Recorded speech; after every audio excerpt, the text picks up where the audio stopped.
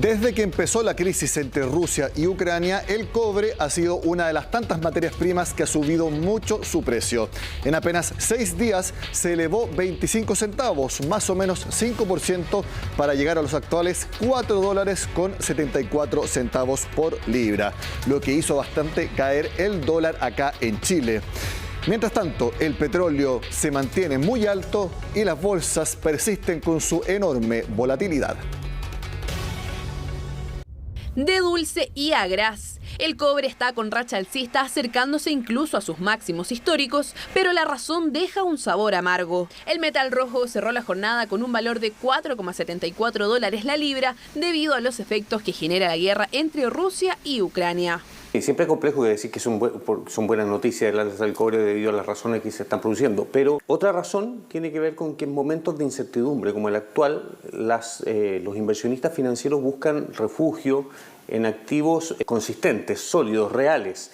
El conflicto en Europa del Este ha significado un aumento generalizado en las materias primas, especialmente en el cobre. Solo en 2022 promedia $4,48 debido a que la oferta no logra satisfacer la demanda de los países que han dejado de comprarle a Rusia y sus compañías.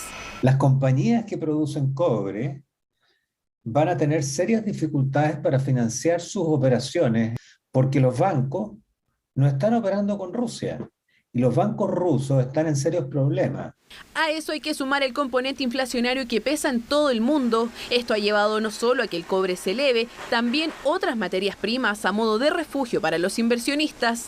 De hecho, el oro subió 18% este jueves. Es difícil verlo como algo favorable para el sector commodities, porque efectivamente las consecuencias de la guerra yo creo que hoy día todavía son insospechadas. Hoy día estamos viendo efectivamente estas alzas más spot, pero no sabemos cuáles van a ser las implicancias. Sin embargo, la guerra no es el único motivo para estos precios. El cobre viene con altos valores desde hace varios meses. Es más, en octubre del año pasado alcanzó su máximo histórico con $4,83. Las razones son de largo plazo. Electromovilidad y la transición energética han elevado la demanda por el commodity y con ello su precio. Hay un sustento, un fundamento de largo plazo en el cobre que ha mantenido el precio, digamos, en estos niveles altos si los comparamos obviamente con los años anteriores. La opción que de momento le queda a Rusia es China, aunque no hay claridad respecto a cuánto podría paliar efectivamente el bloqueo de las demás naciones. China no le va a comprar todo lo que Rusia produce, y si se lo compra, se lo va a comprar con descuento. ¿Cuánto más vamos a seguir en este proceso de alza? Es una pregunta que por ahora no tiene respuesta. Dependerá de cómo evolucione el conflicto, aunque los expertos estiman que de recrudecerse la guerra, alcanzaríamos incluso los $5. Si se mantiene con las características actuales, Rusia tratando de tomar el control de Kiev, y si esa situación se mantiene por muchos días, aumenta la incertidumbre. No sería una sorpresa que en las próximas semanas lleguemos a los $5. El mercado en todo caso se movió también para otros commodities. El petróleo WTI y el Brent cayeron más de 2%. El dólar en tanto cayó 9 pesos y cerró la jornada en 796. El Eurostock por su parte cayó 2,06, el Dow Jones 0,22 y el IPSA subió en 1,88%. Sabemos que si sube el precio del cobre, eso significa que las arcas fiscales van a tener más ingresos por esa vía. Precisamente sobre las arcas fiscales, el Consejo Fiscal Autónomo advirtió al nuevo gobierno que tenga prudencia respecto a las últimas estimaciones de Hacienda de que Chile crecería 3,5% este año. ¿Qué fue lo que comentaron en el Consejo Fiscal? Aquí lo vemos en pantalla. En la conducción de la política fiscal se debe tener especial cautela con estimaciones del PIB marcadamente por encima del consenso. Lo hemos dicho acá en Agenda Económica, que el 3,5% de estimación de crecimiento que tiene el actual gobierno para este año está bastante por sobre el mercado. De hecho, veíamos esta semana, después de conocerse el IMASEC de enero, que están hablando de perspectivas de 1,8%, de 2%, de 1,5%, mientras que en Hacienda actualmente tienen 3,5%. Bueno, ¿qué es lo que dice CFA? Si esta está marcadamente por encima del consenso, potencialmente estas pudiesen entregar un balance fiscal muy distinto del que finalmente se concrete. Ese es el punto de fondo. Por eso es que el Consejo reitera la importancia de mantener la regla del balance estructural como una guía de política fiscal e insiste que se materialice el inicio de un proceso de consolidación compatible con las finanzas públicas. Eso es algo que el nuevo ministro de Hacienda, Mario Marcel, tendrá que informar al país en abril. Bueno, sobre el escenario macro, por supuesto con lo que puede derivar de conflicto bélico entre Rusia y Ucrania, presiones inflacionarias, nuevo gobierno, nueva constitución, momento económico de Chile, de todo eso hablaron este jueves en un seminario de la Raín Vial el exministro de Obras Públicas y Economía, Juan Andrés Fontaine, y también el expresidente del Banco Central, Roberto Saller. Veamos primero un compacto de lo que dijo el exministro. La economía mundial está pasando por un momento muy positivo, pero el futuro, a mí me parece, de un claro enfriamiento en Estados Unidos, en Europa y en América Latina, producto de la necesidad de controlar la inflación. La inflación es siempre y en todo lugar, como dijo Milton Friedman, un fenómeno monetario y en consecuencia es responsabilidad del Banco Central. El programa de gobierno de Boric, del cual quizás Roberto podrá hablar más, es un programa que por lo menos en el corto plazo, en la primera parte, yo creo que tiene algún parecido con lo que fue Bachelet II. Básicamente, fuerte aumento de gasto público, con financiamiento tributario, requiere una gran reforma tributaria, no hay cómo financiarlo con el presupuesto fiscal actual. Y el otro componente que también se ha planteado como prioritario en el corto plazo es un aumento de las regulaciones laborales que tienen un impacto en costos laborales, como por ejemplo salarios mínimos, jornadas de trabajo, cotizaciones previsionales, etcétera, lo cual también es un shock de costo en un momento en que hay otro shock de costo muy importante ocurriendo, y lo que se nos viene por ambos lados es el comienzo del invierno. O sea, la economía en los últimos datos más bien ha dejado de crecer, en las cifras desestacionalizadas mes con mes ya dejó de crecer y probablemente va a decrecer. O sea, yo creo que aquí hay una probabilidad importante de que Chile entre en recesión. El proceso constituyente se ha transformado en una enorme fuente de incertidumbre en este momento, una incertidumbre sistémica, y nos ha llevado a asomarnos, no digo que estemos ya ahí, pero a asomarnos a lo que puede ser una situación de anarquía o de caos. Y yo espero que lo evitemos, creo que todavía estamos a tiempo de evitar eso. La pregunta es si los riesgos que acabo de mencionar están ya o no en los precios de mercado. En el precio del dólar, por lo menos una fracción muy importante de esos riesgos ya está incorporada. O sea, en materia de tasas de interés de largo plazo, en cambio, yo ahí pienso que tasas de interés en torno al 6% a 10 años, como estamos viviendo en este momento, a mí me parecen que no recogen todos los riesgos que acabo de mencionar. Puedo plantear, o sea, yo no veo mucha razón por la cual el Chile que estoy viendo a futuro sea muy distinto a México, por ejemplo, que tiene tasas de interés del 8%, o a Colombia, que tiene tasas de interés del 9%. En materia de bolsa, creo que el gran tema ahí es cuáles son las perspectivas de crecimiento de largo plazo para Chile. Sin embargo, hay una opción que es la bonanza fuerte de precios de commodity, particularmente mineros, que se anticipa, que ya se está viviendo en parte, pero se anticipa larga. Ese factor puede ser un factor que ayude a provocar crecimiento hacia adelante. Bueno, el expresidente del Banco Central coincidió en los problemas que traerá la alta inflación y también proyecciones de crecimiento a la baja en todo el mundo y también en Chile. Eso sí, difiere bastante sobre el momento de la Convención Constitucional respecto a lo que veíamos de Juan Andrés Fontaine. El impacto que esto está teniendo en la propia Rusia y en parte de Europa, si bien en este momento estamos en el pic de aumentos de precios de petróleo, de trigo, incluso yo creo que de cobre, pero yo creo que algo de eso está para quedarse, sobre todo en el tema del petróleo, y ese es un tema para nosotros complicado.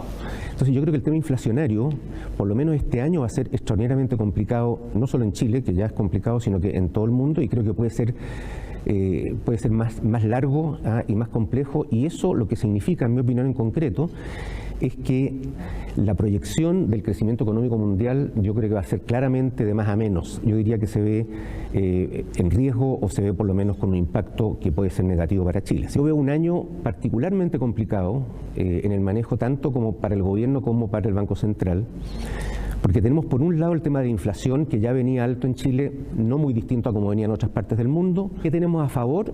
El exceso de liquidez que todavía existe a raíz de, en mi opinión, muy irresponsable aumento del IFE del año pasado, y sobre todo los retiros de la AFP, más irresponsable aún, todos los retiros, y que generaron, todas las estadísticas están mostrando todavía, las pocas estadísticas que hay, pero muestran que hay un exceso de liquidez respecto a la tendencia que venía en cuentas corrientes, en depósitos a plazo, en cuentas de ahorro de las personas, súper alto respecto de la tendencia. Que ahí hay un insumo, digamos, para el gasto, que no es el insumo normal que viene o de las políticas o del empleo o cosas por el estilo. El gobierno se va a enfrentar a un tema de una inflación muy alta, a un tema de una política monetaria contractiva, a un shock internacional de precios del petróleo muy alto. Tiene la parte positiva, como decía Juan Andrés, del precio del cobre, pero eso ya es una cosa un poquito más estructural, un poco más le va a dar más manejo, pero el precio del petróleo le va a pegar muy fuerte a la inflación. Y diría que tiene además el tema de la sequía. Yo creo que el tema de la sequía en lo doméstico es demasiado importante. Tomando el punto del programa de gobierno, yo creo que lo más probable es que de un programa que es muy ambicioso, yo creo que la realidad va a imponer que se va a concentrar, yo creo, en el tema de la reforma tributaria, que creo que va a ser lo primero, pero eso igual toma mucho tiempo, en el tema de la reforma de pensiones, que yo esperaría de que eso también va a ser muy complejo, pero que eso sí salga. Y yo diría que, por ejemplo, en el tema laboral, intuyo que una parte importante se va a postergar, el tema constitucional. Ahí yo tengo una diferencia importante en la forma que lo planteó Juan Andrés. Yo realmente creo que lo que hemos visto en la prensa, y no solo en la prensa, sino que en personas, yo diría, muy respetables, etcétera, es, en mi opinión, una exageración. La realidad de lo que está pasando adentro, y se ve de distintas formas esa realidad, y cómo ha ido cambiando desde lo que son proposiciones de comisiones a lo que son ya temas que van al plenario, etcétera. Ya hay un cambio importante. La propuesta que va a salir, que obviamente no nos va a gustar a todos, pero es una propuesta, yo diría, de cambio importante respecto a lo que hemos vivido, yo no diría los últimos 200 años, creo que ahí, Juan, quizás 100, no, 30, yo diría que 30, 40 años, pero yo creo que es un cambio bien importante respecto de parámetros estructurales bien de fondo. Y yo creo que, en lo personal, creo que eso es una cuestión necesaria. Importantes mensajes tanto del expresidente del Banco Central como del exministro Fontaine. Hacemos la pausa en Agenda Económica y al regreso, en nuestro jueves de Economía Internacional, por supuesto que analizamos la enorme volatilidad que hay en los mercados. Estará con nosotros Axel Christensen de BlackRock para ver qué es lo que están mirando los mayores gestores de fondos en el mundo. Ya volvemos. Chile.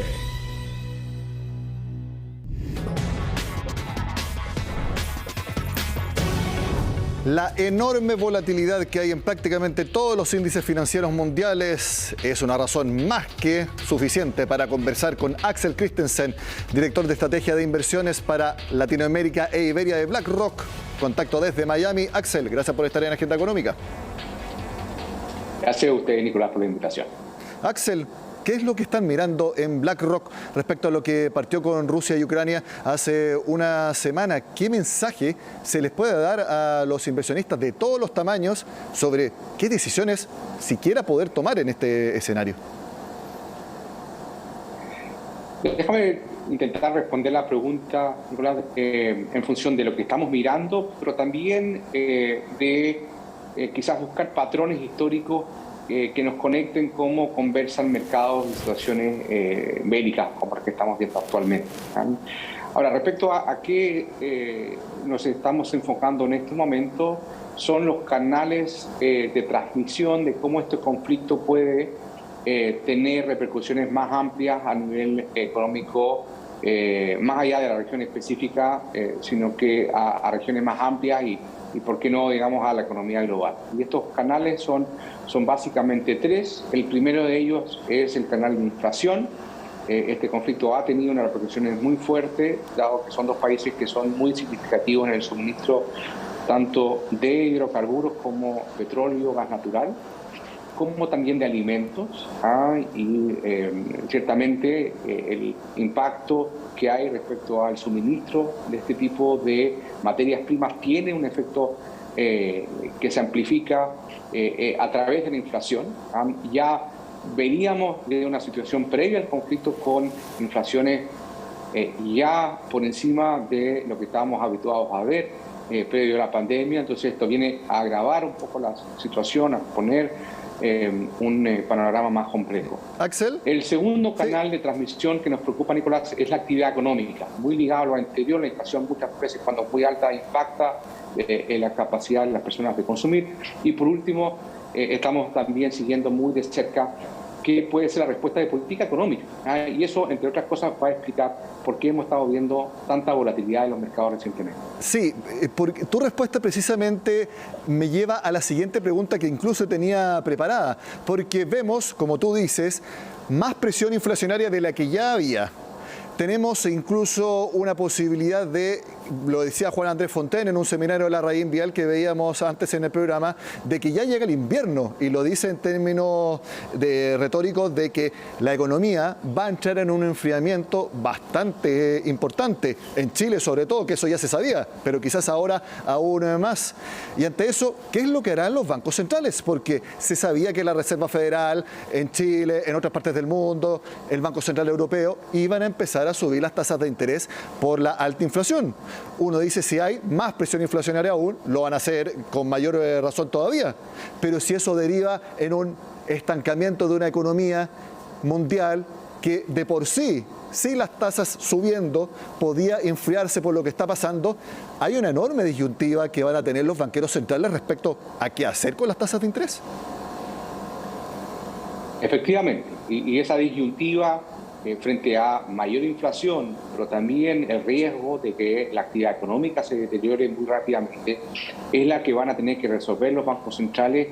Y nuestra visión ha sido más bien de que los mercados han anticipado incluso que el trayecto de alza de tasa de interés posiblemente se tenga que moderar, sobre todo para dar algún espacio para que eventualmente una resolución del conflicto lleve a que estas alzas que hemos visto en el sector de energía, en alimentos, se puedan moderar y así evitar, ¿no es cierto?, que los bancos centrales se vean obligados a poner el pie mucho más fuerte en el freno, particularmente reaccionando a fuentes de inflación, Nicolás, que no derivan de que las economías estén sobrecalentadas, sino que claramente reflejan más bien un problema de suministro, que precisamente era la fuente que estaba afectando la inflación previo a este conflicto. Más bien los problemas de las cadenas de producción, los, digamos, efectos, ¿no es cierto?, de distintas economías que entraban y salían de cuarentena, lo que estaban afectando el suministro de productos, los que estaban levantando los precios. Entonces, frente a esa disyuntiva, los bancos centrales posiblemente tengan que llevar a cabo alzas más moderadas, más espaciadas también, como para dar algún tiempo para ir reaccionando frente al devenir de situaciones tan inesperadas como ha sido el conflicto en Europa. Axel, ¿eso qué podría determinar para los precios de los activos en los distintos índices, renta variable, bonos, tasas?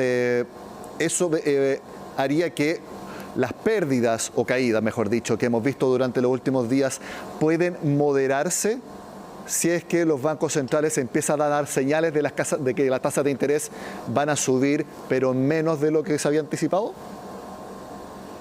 Pareciese que ese ha sido el caso. Así hemos visto los últimos 2 días en que hemos visto algo de recuperación de precios.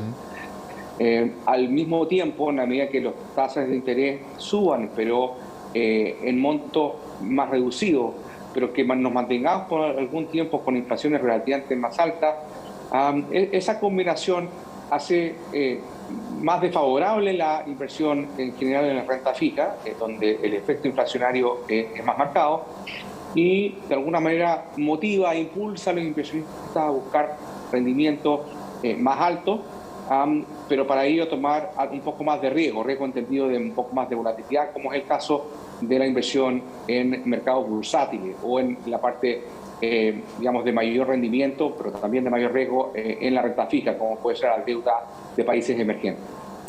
Axel, cuando empezó el conflicto, precisamente el mismo jueves, el banco de inversión suizo Credit Suisse envió un comunicado donde señalan que ellos iban a mantener sin cambios sus portafolios de ese momento. No iban a hacer grandes movimientos porque en verdad era imposible predecir cómo iba a desarrollarse este conflicto.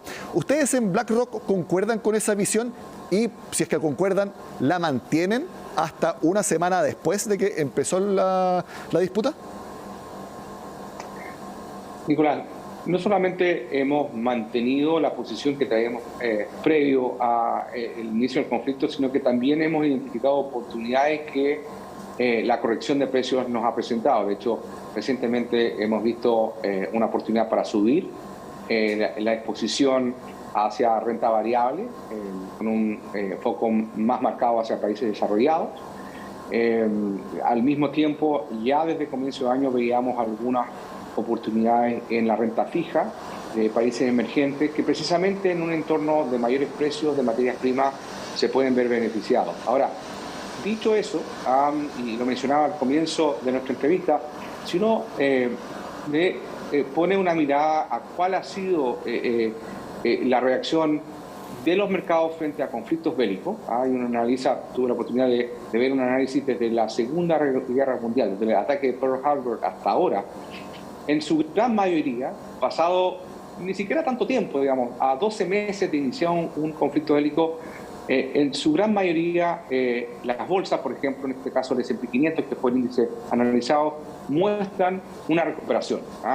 Estos eventos suelen tener un impacto muy significativo, ciertamente por la situación de incertidumbre que plantean, pero, digamos, esta referencia histórica, ciertamente la historia no se repite, pero ciertamente da ciertas guías, permite, sobre todo a los inversionistas que tienen horizontes de inversión de mayor plazo, no debieran de sobre reaccionar a esta volatilidad. Lo peor que puede pasar es que tomen una mala decisión, se vayan a activos claramente de refugio, pero que tengan retornos muy bajos, sobre todo en situaciones de inflaciones más altas como estamos viendo ahora, y eventualmente perderse cualquier tipo de recuperación, que suelen concentrarse en muy pocos días, Nicolás, cuando hay recuperación por parte de los mercados. Entonces, en la medida que tengas un horizonte de inversión de largo plazo, que para muchos de nosotros es el caso, la verdad es que no debiésemos de tener una reacción sobre exagerada. Mirando, por cierto, si es que hay un escenario que pueda marcar un cambio económico más estructural, más profundo, sin cerrar los ojos, pero tampoco reaccionar desmedidamente frente a eventos que son, por su naturaleza, muy inciertos, muy difíciles de predecir en cuanto a su dirección. Mi última pregunta, y te pido una respuesta bien breve, Axel, porque nos queda poco tiempo. Para las personas que entonces están en el fondo A y el fondo B, que tuvieron temor desde hace una semana y todavía siguen nerviosas ante nuestras recomendaciones que hemos dado acá, de que no saquen la plata de ahí porque se va a recuperar, se mantiene esa misma recomendación. Y también lo que tú mencionabas, si alguien tiene un dinero ahorrado y quiere invertirlo, y es una inversión a largo plazo, que no tiene pensado ocuparla en 1 años más, sino que a largo plazo lo puede ocupar, entonces que entre en renta variable. Eso va completamente en la línea de las recomendaciones que estamos haciendo, Nicolás, para las personas que están en los fondos A y B, que debiesen ser personas mirando horizontes de tiempo de inversión bastante largo, no debiese haber motivo para algún tipo de cambio. Axel Christensen, director de estrategia de inversiones de BlackRock, como siempre, gracias por sus muy útiles consejos para el público de Agenda Económica. Que estén muy bien. Muchas gracias a ustedes.